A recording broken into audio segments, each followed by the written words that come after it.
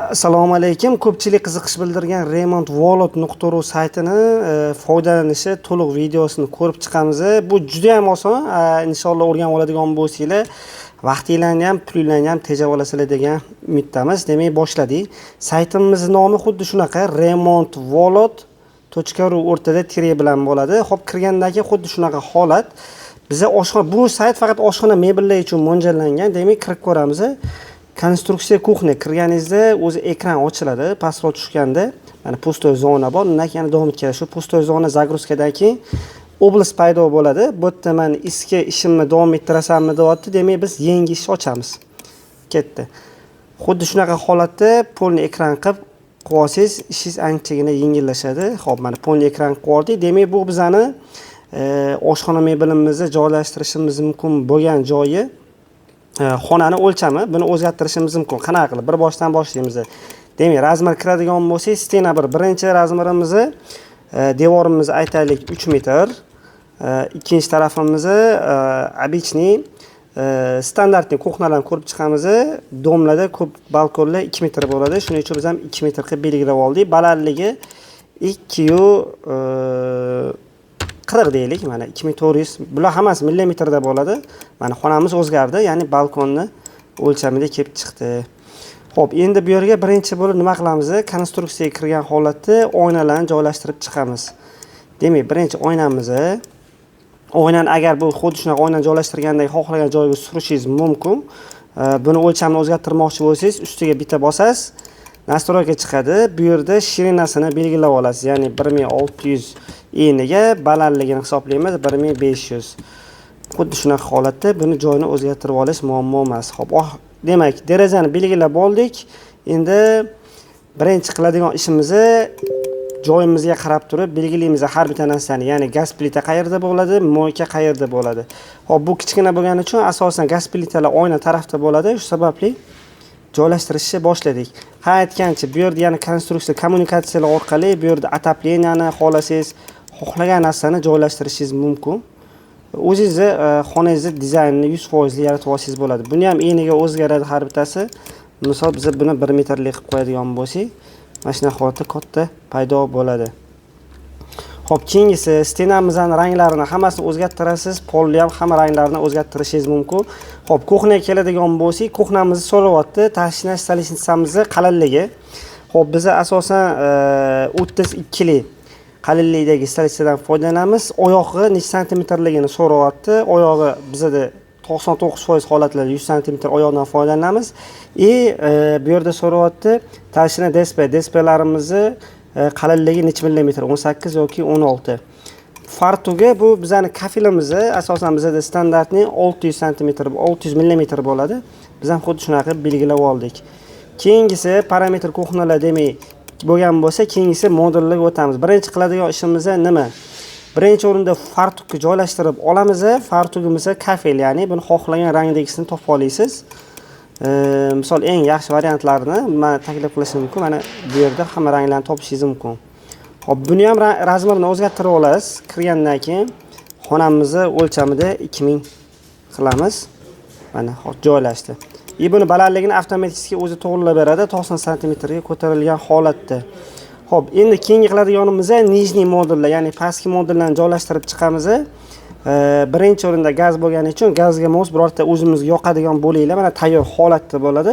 Xohlasangiz duxovkali varianti yoki duxovkani kerak emas, varishni paneli o'zi bo'ladi degan bo'lsangiz, pastki qismiga tortma qilib, mana xuddi shunaqa holatda. Mana bu korpusimiz 450 cm lik bo'ladi. Xo'p, buni razmerini xohlagancha o'zgartiraverasiz. Xo'p, shirinasini biz gazga moslab turib 600 qilib belgilab oldik mana.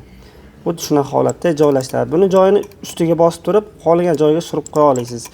Keyingisi bizda nima bo'ladi? Keyingi modelimizda bizda moyka bo'ladi. Moykamizga mos bu yerda har bitta alohida karkaslar bor. Bularni ham joyini yoki razmerini o'zgartirishingiz mumkin. Yoki bo'lmasa bir qanotli qilib turib, xuddi shunaqa holatini ham qo'yasiz. Buni ham o'lchamini, ranglarini hammasini o'zgartira olasiz. Xo'p, keyingi modelimizda bizda o'rtada iloji yo'q ikkita qanotli eshik qo'yamiz. Ya'ni joyimizdan unumli foydalanish uchun. Bunimiz 80 cm lik, buni 90 qilib o'zgartiramiz biz. 450 dan shunda simmetriskiy joylashadi mana. Pastki qismimiz tayyor bo'ldi. Pastki tarafimiz endi buni tepa tarafini joylashtirib chiqamiz o'ziga mos ravishda. Xo'p, demak, verxniy modelga keldik. Birinchi o'rinda sushilka tarafdan boshlaymiz. Sushilkamizga mos. Xo'p, bu yerda bu yerda hammasi bor, ya'ni bular ichini ochib ko'radigan bo'lsangiz ko'rsatadi. Bu yerda oddiy polka joylashgan, bizga bu kerak emas. Tayyor sushilkali variantimiz pastroqda bo'ladi mana. Xo'p. Demak, bu joylashdi. Ichini ochib ko'radigan bo'lsangiz mana, ichida sushilkasi tayyor holatda bo'ladi. Keyingi modelimiz nima bo'ladi bizda? Xonamizning chiroyliroq ko'rinishi uchun ikkita eshikni tepaga ochiladigan holatda qiladigan bo'lsak, anchagina chiroyli ko'rinadi deb o'ylayman. Aventus mexanizm bilan birgalikda. Xuddi shunaqa holatda mana. Buni ochilishi ustiga bosadigan bo'lsangiz, mana qanaqa ochilishini oldindan ko'rib ola olasiz. Xo'p, keyingisi bizda vitichkamiz qo'yapti. Demak, vitichkaga bo'yi pastroq bo'lgan modeldan tanlaymiz. 60 sm mana. Tayyor holatda bo'ladi bular ham. Xo'p, mana demak, kuxnamiz tayyor. Endi bunga bitovoy texnikalarni joylashtirib chiqamiz. Xo'p, bizda demak, varishniy panel qo'yishimiz kerak edi. Vitichka qo'yishimiz kerak. Demak, vitichkani tanlab olamiz. Ustiga bosgan holda olib kelib joylashtirsak, mana vitichkamizni joylashdi o'zi.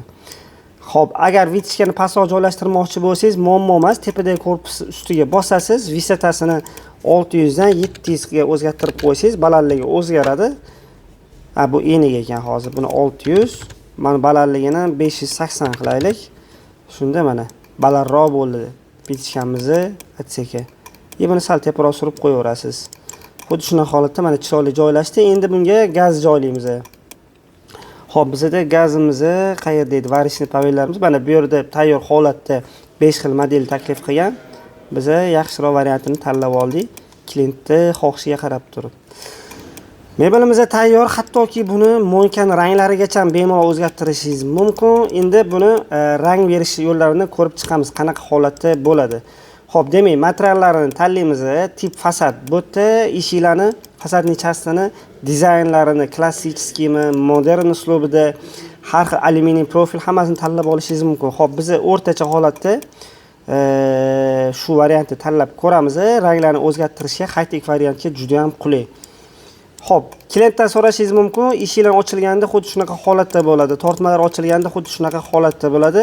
Tandemga o'zgartirish imkoniyati yo'q. Bu yerda faqat teleskopiskiy salaskani ko'rsatib o'tilgan.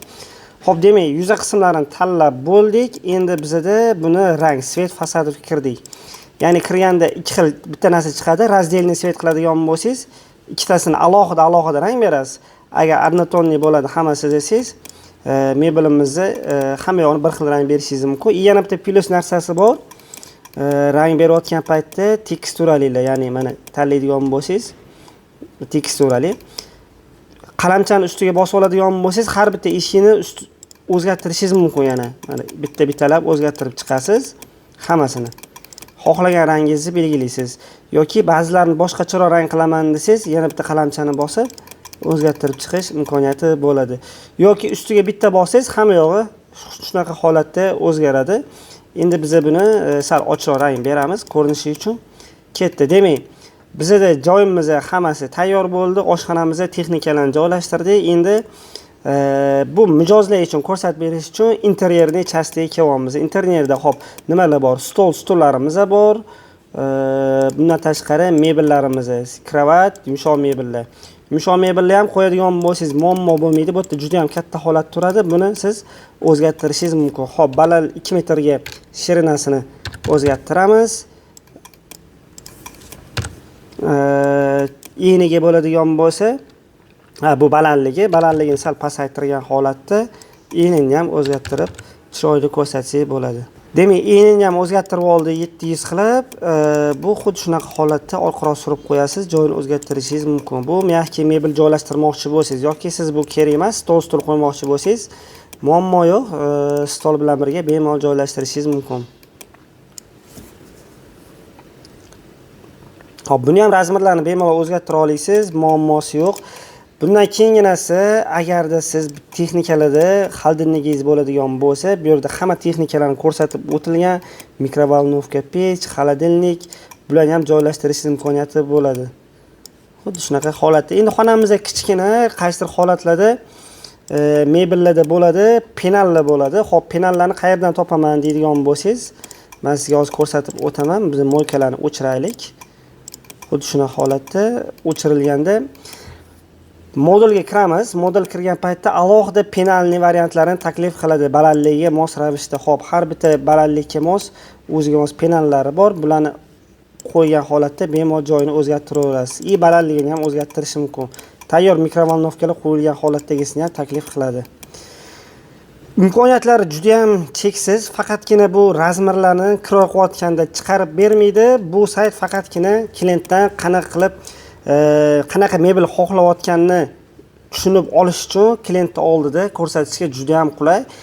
Exor varianti notebook yoki bo'lmasa planshetdan foydalansangiz bo'ladi. Hozirgi paytda telefonda foydalanish sal qiyinroq deb o'ylayman. Video yoqqan bo'lsa like bosib keting. Bundan ham zo'rlarini o'tkazib olmaslik uchun albatta obuna bo'lish tugmasini bosib qo'yinglar.